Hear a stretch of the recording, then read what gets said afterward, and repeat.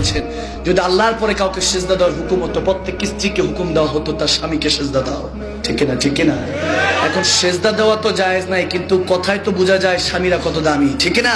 মা বোনদের উদ্দেশ্যে বলবো, আপনার স্বামী আপনার উপরে ভালোবাসবেন, অগাধ বিশ্বাস করবেন, আর আপনার সন্দেহ করতে হবে, টেনশন করতে হবে। প্রথমত সম্মান, রেসপেক্ট করবেন, স্বামীকে সম্মান করবেন, বরকত দিবে কে? আওয়াজ দিতে হবে কে? দ্বিতীয়ত বিশ্বাস, ট্রাস্ট।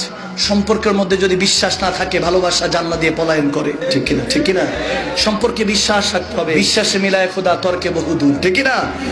স্বামী স্ত্রী সম্পর্কটা বন্ধুত্বের মতো। দেখেন 3, 4, 5 মাস, 1 বছর পর ফিলিংস, ইন্টারেস্ট একরকম থাকে না। আপনি তাকে বিয়ে করেছেন মানে কিনে নেন নাই, তার সাথে একসাথে থাকার চুক্তিবদ্ধ হয়েছে। এখন দুনিয়াটা আল্লাহ কবুল করলে আখিরাতও মালিক কবুল করবে। ঠিক না? ভালো মন্দ, তার পছন্দ অপছন্দ সবকিছু মেনে নিতে হবে। তারটা তার, আপনারটা আপনার। বরং তার থেকে মাঝে মাঝে কিছু অ্যাডপ্ট করবেন, তার থেকে কিছু নিবেন, নিজেও কিছু শিখবেন। হয়তো তার মতো হয়ে যাবেন, নয়তো তাকে নিজের মতো বানিয়ে নিবেন। ঠিক না? ফ্রেন্ডশিপ।